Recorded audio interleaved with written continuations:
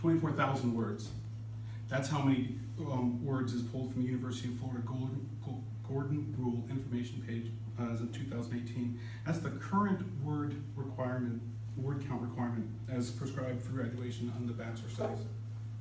The purpose of my speech today is going to be to persuade you, my audience, that the Gordon Rule writing requirement should be significantly lowered. I'll be addressing the word count problem as it relates to attitude and the attributes of the value of those words, and specifically the corrective measures when taken, how it can lower the word count, but have those words, the volume is more impactful. This past fall, I was surprised when, as part of my one of my class discussions, the instructor asked how many in the classroom had been taught grammar in high school. And after the question was posed, not a single hand went up, aside from mine, but that's been 33 years ago. So to become a more talented writer, the focus must shift away from the idea of quantity and toward much more quality of writing. The problem with the Gordon Rule writing requirements is that the emphasis is placed on the collective total of the words, not on the quality of them.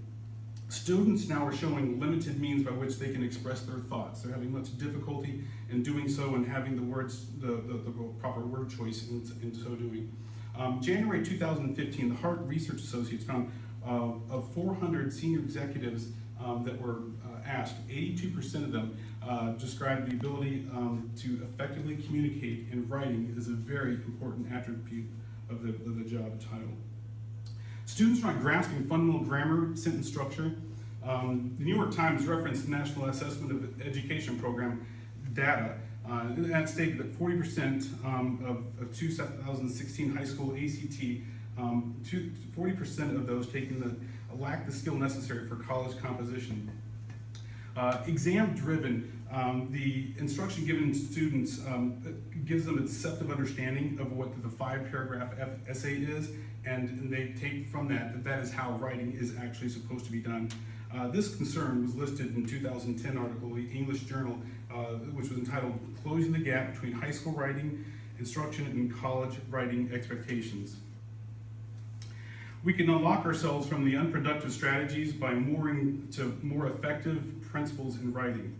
The solution is supplementing the Gordon Rule requirement by reducing the required word count and incorporating foundational writing lesson plans, establishing curriculum which will broaden the vocabulary development, study the words, their etymology, and proper word choice.